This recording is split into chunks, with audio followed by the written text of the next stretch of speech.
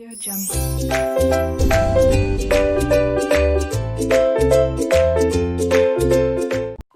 Hello दोस्तों, स्वागत है आपका हमारे चैनल निमोनिक्स की दुनिया पर।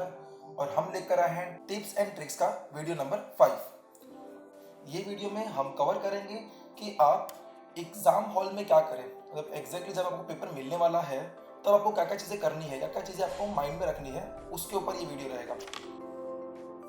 जैसा कि आप जानते हैं, मैं हूँ सीए नीलेश पुरोहित और बहुत बहुत धन्यवाद आपने अपने प्रॉब्लम्स मेरे साथ शेयर किए ताकि मैं आपको उसके सॉल्यूशन बता सकूँ। चलिए डायरेक्टली आते हैं हमारे आज के टॉपिक पर। हमारा टॉपिक है things to do after getting question paper, मतलब पेपर मिलने के बाद में आपको क्या क्या चीज़ों को ध्यान में रखना है, उसके लिए ये कुछ मेरी एडवाइजेस हैं। सबसे पहले तो क्या आप जानते हो मेरे लिए सबसे वर्स्ट पार्ट क्या था एग्ज़ाम का? मेरे लिए सबसे वर्स्ट पार्ट तब था जब हम एग्ज़ाम हॉल में पहुंचते हैं एंड जो वहाँ सुपरवाइज़र है वो कहता है कि जो बुक्स है उसे बाहर रख दो। तो उसके बाद में मतलब मैंने बुक्स बाहर रख दिए और अब तक 145 नहीं हुआ है, ठीक है। तो वो जो टाइम पीरियड है जहाँ पे मेरी बुक्स बाहर है और अब तक टाइम नहीं हुआ है क्वेश्चन पेपर का, तो ये जो टाइम पीरियड है ये मेरे लिए सबसे वर्स्ट पार्ट होता था।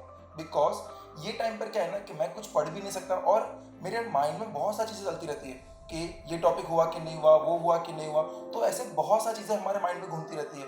इन शॉर्ट में कहूँ तो हमारा जो माइंड है वो एकदम हाइपर एक्टिव रहता है। उसकी वजह से क्या होता है ना, उसकी वजह से आती है एंजाइटी एंड उसके बाद में क्या होता है, उसके बाद में हमारा कॉन्फिडेंस जो है वो एकदम गिर जाता है। तो आप समझ रहे हैं यहाँ पे क्या हो रहा है। मैं ये नहीं कहता कि हर एक के साथ ये प्रॉब्लम है, मैं मेरी बात शेयर कर रहा हूँ कि मैं उनमें से हूँ जिनके साथ ये प्रॉब्लम होती है। अगर आप भी हैं तो कोई घबराने की बात नहीं है, आप ये वीडियो देख रहे हैं, बस ये वीडियो के एंड तक बने रहना। तो हम थे कि बुक जब बाहर रख दी है तो उसके बाद में जो टाइम पीरियड है जहाँ पे आपको क्वेश्चन पेपर नहीं मिला है, उस जो टाइम पीरियड को कैसे आपको यूटिलाइज करना है, क्या आपको करना है और कैसे आप एंशियस नहीं रहें। तो यहाँ पर ये जो चीज़ें हो रही है ये क्या है, ये है ब्रेन गेम। आपको क्या लगता है कि सिर्फ पढ़ाई करने से सीए बन जाएंगे? तो गलत हो आप, ऐसा नहीं है। आईसीआई आपके साथ बहुत सारे ब्रेन गेम्स खेलते हैं। जैसे अभी ये जो आप देख रहे हो, मई का एग्जाम नवंबर में हुआ है, नवंबर में बहुत सारे आपके पोस्टपोनमेंट के न्यूज़ आते हैं, कभी क्या कभी क्या। तो ये सब क्या है, ये सब आपके ब्रेन गेम ही है। तो आईसीआई क्या कर रहा है, आईसीआई आपके साथ खेल रहा है ब्रेन गेम। और इसका ट्रिगरिंग पॉइंट क्या है, इसका ट्रिगरिंग पॉइंट है कॉन्फिडेंस। आईसीआई चाहता है कि वही लोग सीए बने जो कॉन्फिडेंट हो। तो यहाँ पे आप देख रहे हो एग्जाम आपकी हुई नहीं है, आपको अब तक क्वेश्चन पेपर नहीं मिला है, फिर भी आपका जो कॉन्फिडेंस है वो लूज हो चुका है।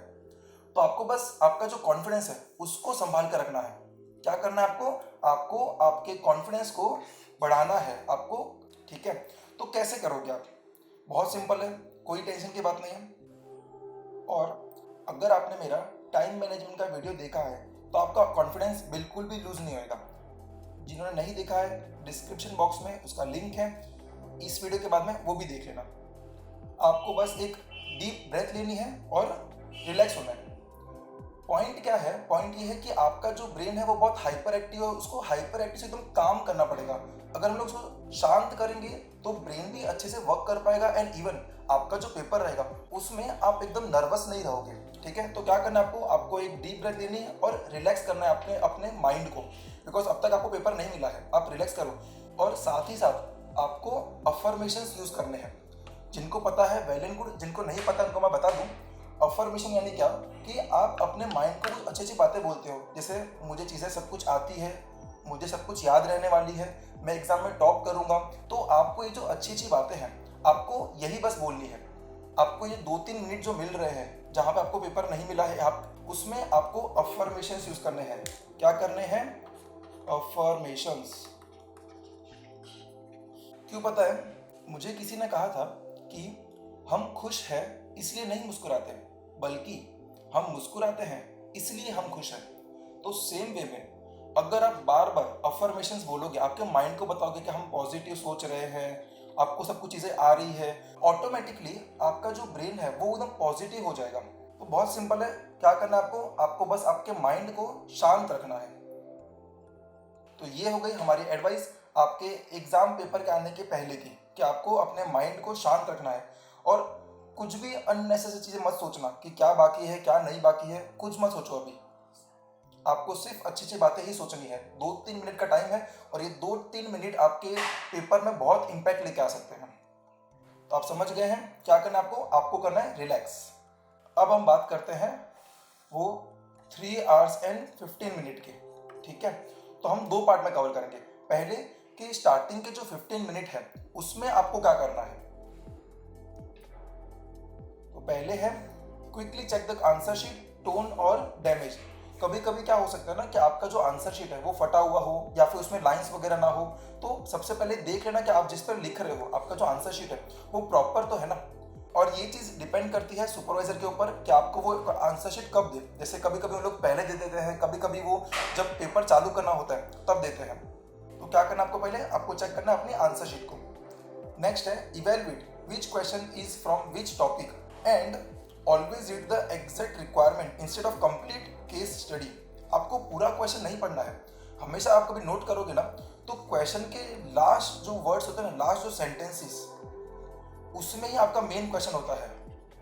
समझ रहे हैं आप। तो आपको सिर्फ देखना है कि ये क्वेश्चन का मेन रिक्वायरमेंट क्या है और बस उसी को बेस लेकर के आपको इवेलुएट करना है कि कौन सा टॉपिक है और क्या ये आपको टॉपिक आता है कि नहीं आता है। ठीक है, और ये सब करने के बाद आपको पता चल जाएगा कि आपको कौन सा क्वेश्चंस कवर करना है एंड कौन सा क्वेश्चन आपको ऑप्शन में डालना है।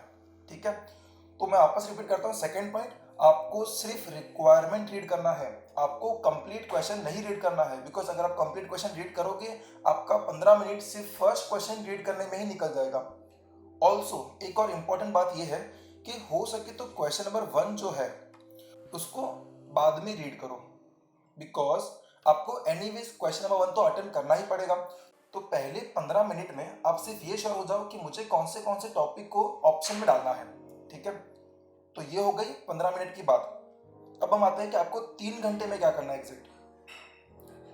तो फर्स्ट है solve MCQs first because it can help you in theory answer. मैं मेरा पर्सनल एक्सपीरियंस बता रहा हूँ। अगर आप एमसीक्यू सॉल्व करोगे तो उससे आपको बहुत कॉन्फिडेंस आ जाएगा। जैसे जब मैं एग्ज़ाम दे रहा था तो मेरे 30 मार्क के एमसीक्यूज में से हमेशा मुझे से 18 to 20 मार्क्स के तभी राइट लग रहे थे। मतलब जब मैंने आंसर देखा और मुझे श्योर था कि ये मेरे राइट आंसर ही है। तो 18 to 20 मार्क्स के जब आपके राइट होते हैं आंसर्स तो आपको एक अलग ही कॉन्फिडेंस आता है अपने अंदर में कि चलो अब मेरे को खाली 20 मार्क का और देखना है बस। तो इसलिए आप पहले अगर एमसीक्यू करोगे तो आपको ये कॉन्फिडेंस आ सकता है। ऑल्सो कभी कभी ऐसा भी हो सकता है कि आप जो एमसीक्यू सॉल्व कर रहे हो उसी के रिगार्डिंग में आपको थियरी क्वेश्चन भी आ जाए या फिर आपका जो प्रैक्टिकल क्वेश्चन है उसमें कुछ फॉर्मूलाज वगैरह है जो आपके एमसीक्यूज में भी है और सेम वे में आपके प्रैक्टिकल क्वेश्चन के अंदर भी है। तो वहाँ पर भी आपको ये एमसीक्यूज हेल्प कर सकते हैं। एंड लास्टली एमसीक्यूज आपको हेल्प कर सकते हैं आपके टाइम को सेव करने में। ये मेरा ओपिनियन है। मैंने आपको 3 पॉइंट बता दिए हैं। फर्स्ट ये था कि आपका कॉन्फिडेंस अच्छा हो सकता है अगर आपको पहले ही पता चल जाए कि मेरे 18 to 20 मार्क्स के राइट आंसर्स हैं। नेक्स्ट था कि आपके ये जो एमसीक्यू क्वेश्चन है वो आपको थियरी में या फिर आपके जो प्रैक्टिकल क्वेश्चन है उसमें भी हेल्प कर सकते हैं। एंड लास्टली आपका टाइम भी सेव हो सकता है स्टार्टिंग में ही। अदरवाइज अगर आप इसको एंड में करोगे तो आप बहुत प्रेशर में रहोगे। वो टाइम पर आपका ब्रेन कैसे वर्क करे हम नहीं जानते हैं, तो बेटर आप इसे स्टार्टिंग में कर लीजिए। नेक्स्ट पॉइंट है keep in mind the questions while attempting the MCQs. तो ये मैंने बताया आपको कि एमसीक्यू आपको हेल्प कर सकते हैं आपके क्वेश्चन आंसर सॉल्व करने में भी।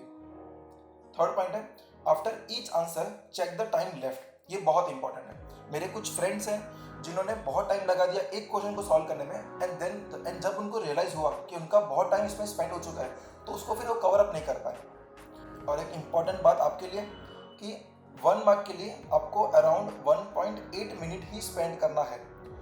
ये मैं क्यों बता रहा हूँ, ताकि आप अपने माइंड में पहले से सोच के रखोगे आपका 20 मार्क का क्वेश्चन है कितना टाइम आपको आइडियली लगना चाहिए। चलिए आते हैं फोर्थ पॉइंट पर। फोर्थ पॉइंट है if you get stuck or blank in a question sip some water and stop for a while and leave it for timing. घबराना नहीं है आपको बस थोड़ा माइंड को शांत करना है। आप अगर 1 मिनट का भी ब्रेक ले लोगे तो भी आपका जो माइंड है वो रिलैक्स हो जाएगा। थोड़ा डीप ब्रेथ करना एंड जो क्वेश्चन आपको आ रहा है आप उसको तो एटलीस्ट टाइम करो, जो नहीं आ रहा है उसको बाद में सोचेंगे, जो पहले आ रहा है उसको फोकस करो। जो भी क्वेश्चन जहाँ पर आप अटके हो उसके लिए आप स्पेस छोड़ दो एंड जो नेक्स्ट क्वेश्चन है उसको आप कवर करो, ठीक है। तो कहाँ पर भी रुकना मत। अगर ब्लैंक हो रहे हो 1 मिनट के लिए रुक जाओ, लेकिन पैनिक मत होना, ठीक है। ऑल्सो अगर आपने मेरा video going blank in exam ये देखा है तो आप एग्जाम में ब्लैंक नहीं होंगे। चलिए आते हैं 5th पॉइंट पर। सब questions should be attempted in sequence. तो ऐसा मत करना कि मैं क्वेश्चन नंबर 2 का ए अभी कर रहा हूँ, इसके बाद में मैं क्वेश्चन नंबर 3 का सी कर रहा हूँ, ऐसे मत करना।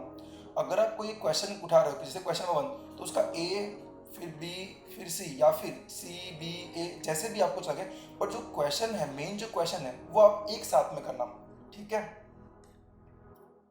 एंड लास्टली सबसे ज़्यादा इम्पॉर्टेंट जो एडवाइस रहेगी मेरी वो है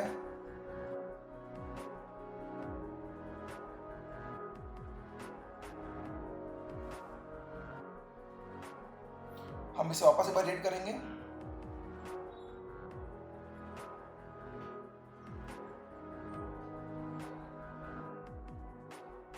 It's okay if you are unable to solve all the questions except if you are aiming for AIR। बहुत लोग हैं जो क्या करते हैं ऐसे 90 मार्क का लिखेंगे एंड फिर भी डिप्रेस रहेंगे, कह रहे हमने 10 मार्क का छोड़ दिया। अरे 90 मार्क का लिखा तुमने, लोगों के यहाँ पे 80-85 तक भी नहीं पहुँच पाते और तुम 90 कवर करके आ रहे हो। तो ऐसा बिल्कुल नहीं है कि आपको 100% लिखना ही है। ट्राई करना कि आप 100% लिखो, बट ये चीज़ को आप लेके मत बैठ जाना, ठीक है। तो ये थी मेरी advice after getting your question paper. So all the best for your exams and believe in your self. Thank you.